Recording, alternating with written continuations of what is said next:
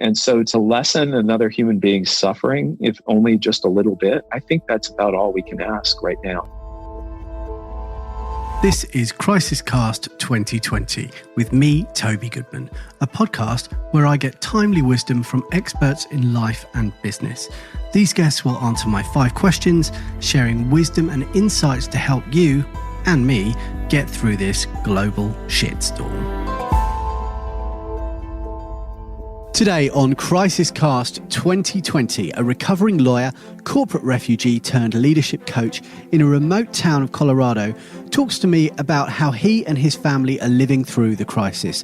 I only knew Jeff Munn by name before this chat, but something told me he would be a good guest. And it took me about half a second to realise I was in the company of a man who has done some serious self-work. I actually felt lighter after our chat, and I hope you do too after listening. Jeff was kind enough to share wisdom and insights, and was even open enough to look back on his experience of how 9/11 changed him completely. So enjoy this interview with a man who helps his clients create extraordinary futures. I give you Jeff Munn. Before we start the show, I have something for you if you identify as pod curious. It's perfect for you if you're an expert, consultant, or business owner. Maybe you're wondering if podcasting is worth the effort, especially now, or perhaps you've tried podcasting in the past but have been disappointed with the results. In this free guide, Podstar, I'll share the exact 7 steps we use to help publish over 2,000 podcasts each month. To get instant access, go to podcastnetworksolutions.com. Jeff Munn, thanks very much for coming on CrisisCast 2020. Good to have you here. Thanks, Toby. I'm really glad to be here with you. Brilliant. Right. So let's dive straight into it. Where exactly are you in the world, Jeff? I am in Colorado in the U.S., and I'm I'm in the mountains, about 30 miles from Aspen in a little town called Carbondale. Sounds nice. Tell me then, in Carbondale, what's been your experience so far of the pandemic? Well, in some ways, Carbondale is probably different from a lot of places. I used to live in Washington, D.C. I have a lot of friends there, and was just talking with a few of them last night. We had a Zoom happy hour together. And, the social distancing is more intense there, New York, some other urban centers. Here, we're a little more spread out. So you still are looking at empty parking lots everywhere. People aren't going out of the house all that much. But we've also got a lot more outdoors to enjoy. So, I try to get out and go for a run or go for a bike ride or try to enjoy the outdoors so I don't feel like I'm just cooped up inside all day. But I think we've had the same experience of going to the grocery store and seeing that there's no toilet paper that everyone else has had. Yeah, that's definitely the theme, isn't it? Like toilet paper is going to be. Yeah, it's just like there's some huge stockpile of toilet paper somewhere. That's for sure.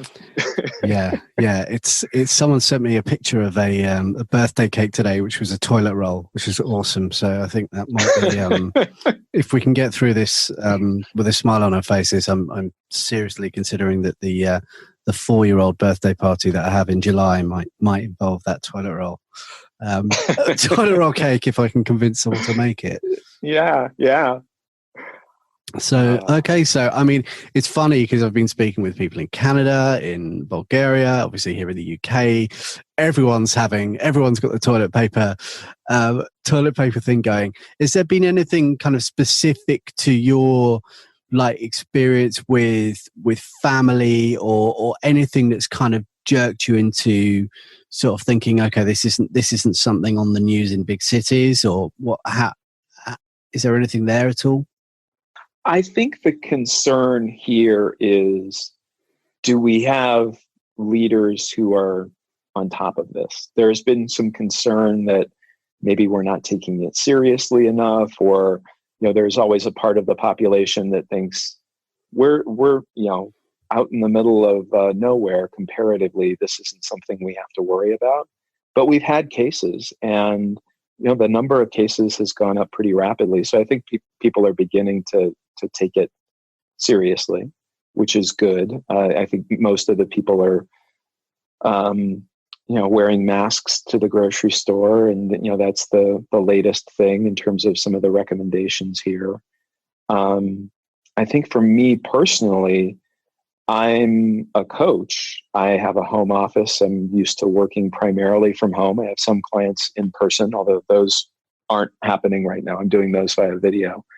But I'm used to being in the house alone. And now I have an 11-year-old who's, homeschooling in place.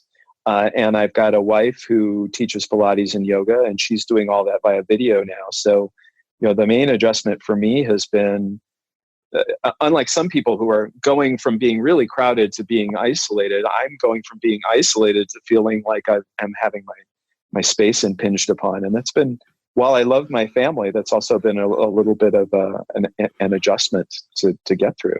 Yeah, I can relate to that. What are you doing in my house? This is my time. But there they are. Yeah. Daddy needs some space. yeah. Wow. Yeah, I'm there. I'm completely there. So, you have a number of experiences as someone who's obviously coaching now, but you describe yourself as a recovering lawyer. You've obviously yes. You've done a few things. You've been in the corporate world for 25 years, and you've helped a lot of people. You've worked with a lot of people. From your standpoint, how are the human race? How are we going to get through this? There was this initial panic at the beginning.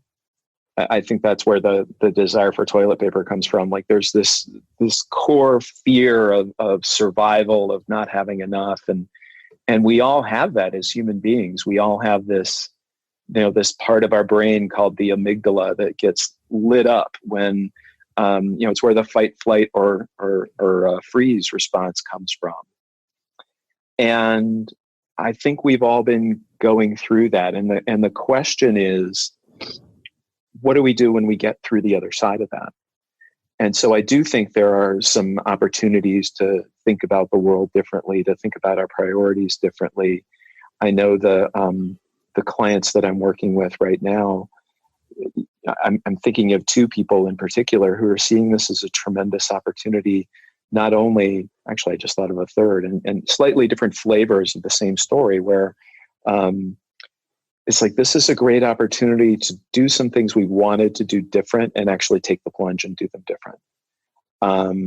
And so that question of what do you do once you start to feel firm ground under your feet again, I think that's where we're going to manage our way through this. And that's going to be the opportunity that we all have. And that's going to show up differently for everyone. I think the key thing that each of us can be doing as human beings in this is just noticing what state we're in when we're making some of these choices. And if we are operating from a place of panic, breathe a little, go for a run, do something to calm down your nervous system. And a lot of times those things that seem so essential just a few minutes ago will actually look entirely different when you're operating from a calm mind-body state. The other side, I think people are going to behave in a more ethical, considered way around the business and life they lead? Boy, I would love that to be true. Our instinct is to go right back to whatever we defined as normal before. And so, but if even 10% of the population thinks about this differently, and I know this happened for me. The other crisis that comes to mind is 9/11. Yeah. And I know I asked some big questions of myself and made some big changes in my life after 9/11. I know people who made no changes whatsoever, and I know people that was a real fork in the road for them. And I suspect the same will be true here. Yeah. Tell me about that. I mean, if you're open to sharing that, what did your life look like before 9/11 and post 9/11? Like that obviously it's a huge thing for the world, but particularly Americans. You're not the first American guest I've had compare this to 9/11. Yeah, I mean, this actually gets a little bit personal, Toby, but the realization that I had was I wasn't with the right partner. And so I look back at 9/11 and see it as an inflection point where it wasn't that day, it wasn't even a month later, but as I look back, I can identify that as a pretty key event in my deciding that ultimately what became a divorce. Yeah. And thanks for sharing that. I think that is something that's certainly going to happen, right? People are in this case, in a way that they perhaps weren't with 9/11. People are literally locked up with their partners, and sometimes that's not going to look as good as they perhaps thought it was, or were hiding from the fact that they could stay at work longer and all of that stuff. Suddenly you're really facing the kind of quality of relationship you've got, right? Oh yeah. I was having a conversation with a friend, and he asked the question, do you think there'll be more coronavirus babies or coronavirus divorces? And it's an interesting question, isn't it? Like, is this going to draw you closer to the people you love, or is it going to make it more apparent that you're not really in the right situation? Yeah, and I think that's going to be true across the board. I think we're being asked to spend time with people and connect with people in fundamentally different ways than we were before, and that's going to bring up stuff, and it's going to be really interesting. Well, it could be couples breaking up, but it could also be, wow, my employer is doing some things that I don't think are ethical. I'm not sure I should be working here. Or, wow, my company is doing things that are really heroic. I am more committed to them than ever. And so how does that show up? And what part of your higher self are you honoring or failing to honor as you try to navigate this? Yeah, it strikes me that it's definitely a time for leadership, and I'm not specifically talking about politicians, vying for, votes. I'm talking about, people who lead their families and people who lead their businesses, and finding a way. I think, like, for me, that the big question, as someone who drives marketing in a podcast production company, what's an ethical way to build this thing? Because I've got to build a thing that I'm committed to, that pays my bills. But equally, how can I do that? How can I continue to build awareness and presence for a podcast production company when actually it's not what necessarily the world needs today more than toilet paper. Yeah, toilet paper and masks, and yet, I do what I do. I'm not a doctor. If I was one, I would obviously be doing that. But I'm a marketing guy at a podcast company who used to be a musician full time, who's now still playing music seriously, but absolutely that's not going to happen in the immediate future. So that's it. How do we drive our businesses? And this goes to that question: how are you going to get through this? How do we continue to drive our businesses in an ethical way, where our clients and our employees do think? Do you know what, the way that Jeff navigated the pandemic back in early 2020 showed me that he was the kind of person that I continue to want to hire, and shows me that he's the kind of person I continue to want to work for.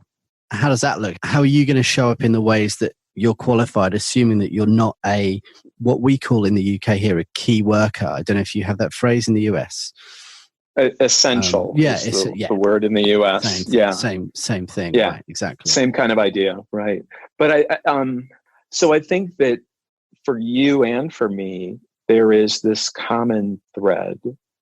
I feel like what people are looking for right now, more than anything, in this time of uncertainty, of fear, of discomfort, is meaning and connection.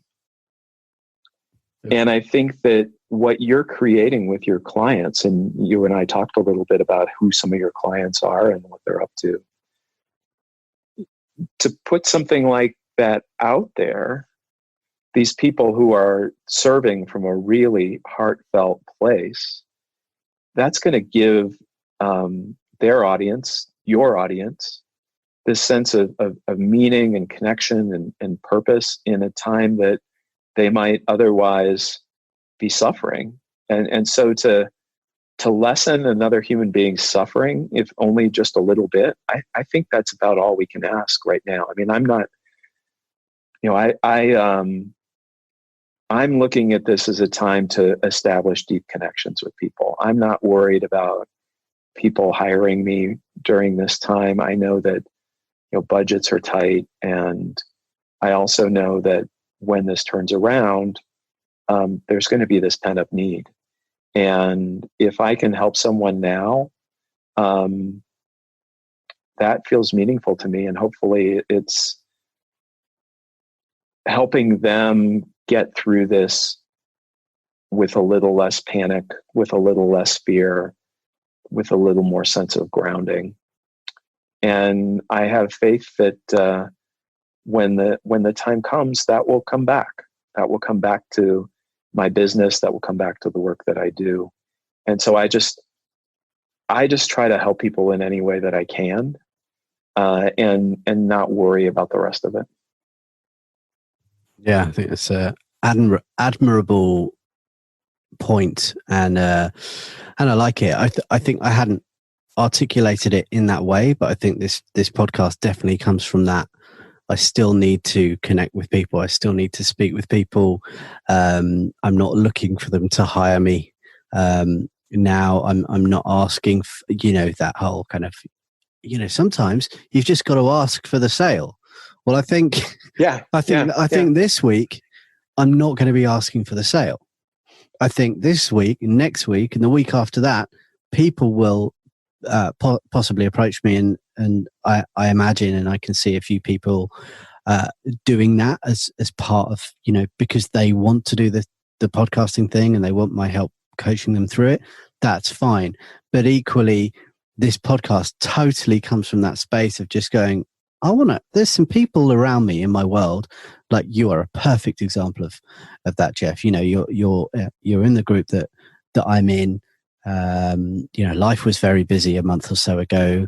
We've always been meaning to connect to each other in the group personally, but actually, I've managed to try and create something that will last for years, by doing this through a podcast and sharing our conversation and maybe coming back as. I think the nice thing about the podcasting thing is that it's a document, like a historical document in time, and people will listen to this maybe in I don't know, maybe your son will listen to it in 10 years time, and say like, what was happening there? And you'll be going, oh yeah, I did this thing. You can probably still download it, like, I think that's kind of just such a basic human need, and suddenly we all realize that we need it. Yeah It's because our capacity to connect with each other on so many levels has been taken away from us. And so we're doing it through social media now. We're doing it through things like podcasts. We're doing it through Zoom conversations. But all we really want is authentic conversation and connection. And if listening to two other people have a meaningful conversation, that I love that even in ordinary times. And now I think it becomes an even more critical thing to just seek out these moments of authentic connection between people, because I don't necessarily have that in the same way that I had it even a month ago. Yeah. Yeah, I totally agree. It's very easy to take for granted the level of connection that you get on a daily basis by having the freedom to travel around and just do your thing, you know. So kind of moving on from that, when we think about the clients that you are still serving and people you are still working with, is there anything specific that's changed in the way, other than, of course, doing everything remotely? Is there anything that you've seen them pivot without, trying not to use that word, but I'm going to use it. Have you pivot, resilience? Have you seen them? Have you been helping them change the way they're working? Like what's going on there? Anything new? Yes, definitely. And I've been very fortunate. I have not lost any clients during this. And I had one gentleman who runs a company, relatively small startup, kind of in the healthcare world, 60, 70 employees, something like that. And we were up for renewal on April 1st, and he decided to, even though part of what we're doing is, he's thinking about, how do I keep my company healthy? How do I cut payroll? How do I potentially get rid of some people so that this company can continue to survive? And he said, I can't ask the company to pay for this right now, but if you're willing to discount a little bit, I'm willing to continue working with you and pay you out of my pocket. And that was,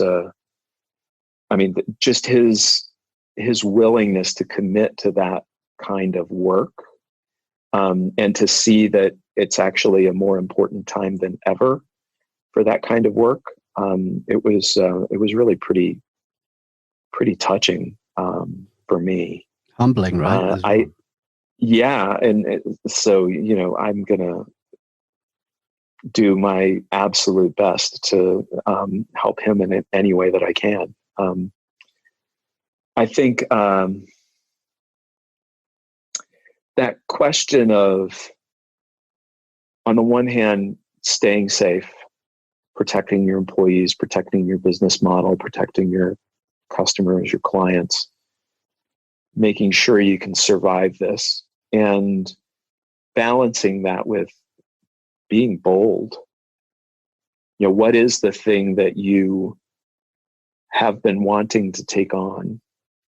What is the thing that you think, if you invest in this now, you will have an advantage coming through this that maybe your competitors don't have, or maybe your closest competitor will go out of business? I mean, we don't know. But what we do know is the people who don't do anything, who get frozen, who do that deer in the headlights kind of reaction, which is really, that's a safety mechanism that is programmed deep in us. It's hard to take action in a crisis like this when you're afraid. The word courage comes from the word heart. It is really about having the heart to take action even when you're afraid. And that is the thing that I feel like I'm working on the most with my clients right now, is they fundamentally see some opportunity, some pivot, as you said, some path that they can go down,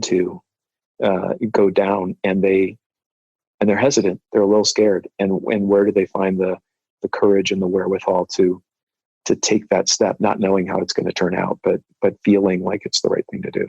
Yeah, it's quite some insight. What a great story, man, that someone would make the point of paying you out of their own pocket because they see that this is going to be a very unique time in their life and in the world. Yeah, congratulations. Well, and I was absolutely willing to meet him in that place. I felt like we were both we were both investing in our relationship because we wanted it to continue, and we saw that we were doing good work together. Yeah, and it makes me think of, and I wish I could remember where this kind of whole thing came from and where I originally heard this, but it was around, this whole thing of negotiation isn't actually that cool, because it assumes that one person has won and has Right. got the better of someone else. Whereas actually, when you're making a sale like that, it needs to feel like you've both won, and that feels like, it sounds like obviously that client particularly wanted to invest because he saw the value, or she saw the value in what you do, and equally, you've taken that so personally that that you're going to serve them, probably with even more intent than you were before all this happened, because you see what they've done, right? Right. Yeah. And when you've had that conversation and made that decision together, you're just more committed to the relationship than you ever were. Yeah. So, so when it comes to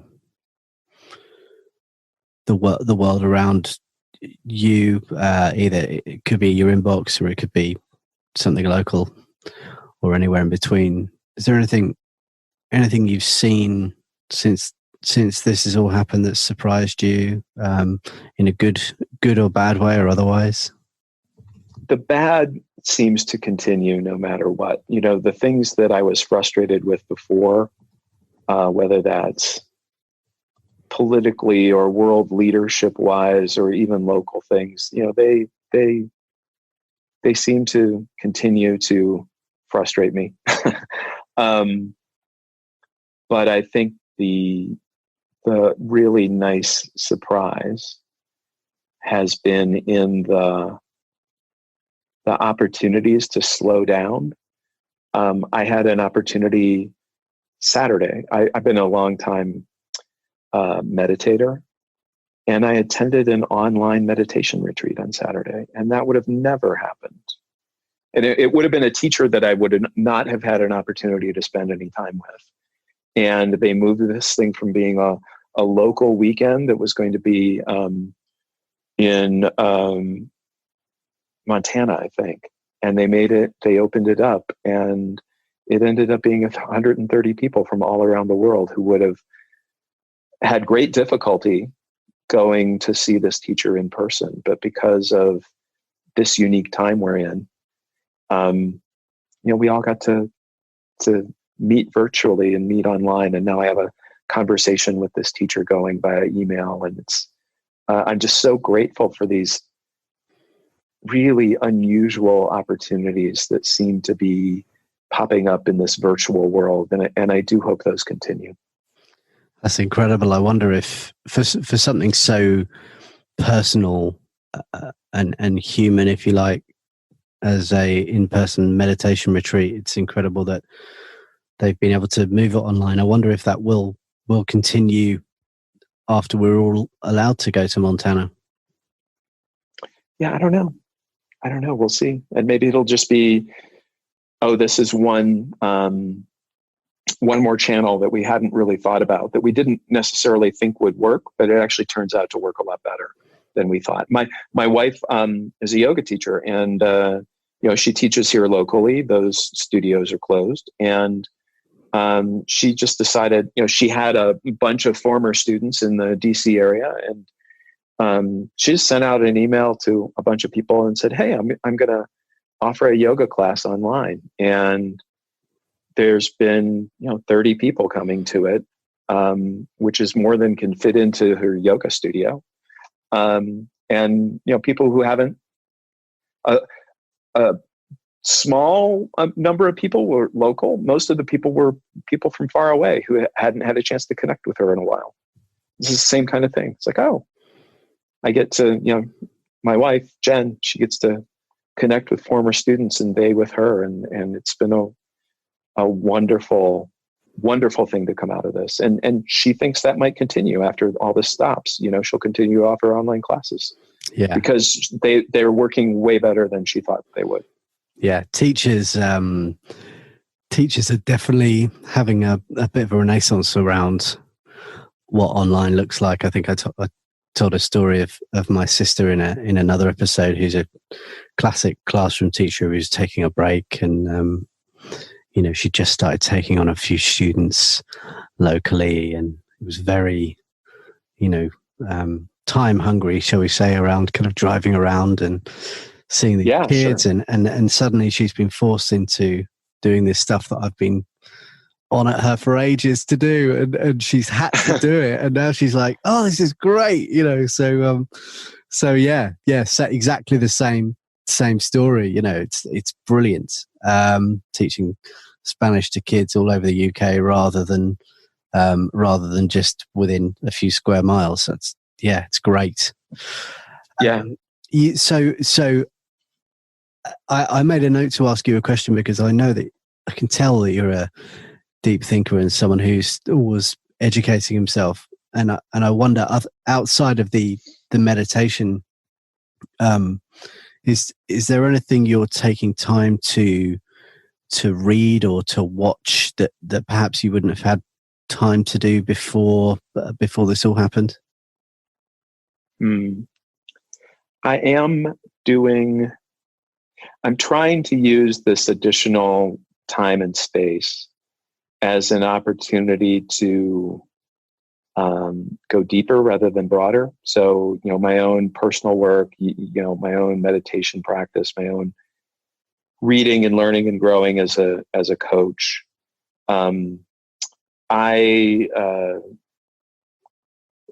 It's interesting. Is there a reading list or something? Probably not. And frankly, probably most of your listeners their eyes would glaze over if they saw some of the stuff I read. But, I tend to do a lot of work and study around how people change, and a lot of work around neuroscience, a lot of work around what's called somatics, which is the study of how our bodies actually react and process information in certain situations. And in a time like this, when our bodies can be feeling a lot of fear, just knowing some tips and tricks to help someone through that. I'm continually looking to deepen that and to deepen that capacity to be with people in that way.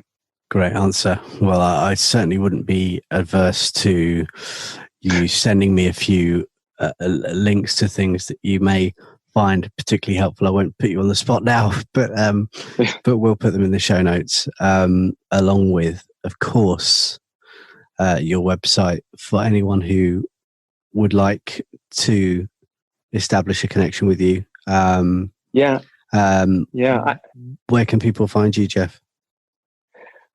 So my website is jmunn.com. You can reach out to me on, as far as social media, I tend to spend more time on LinkedIn than Facebook, and I'm not even on like Instagram or Twitter. Sure.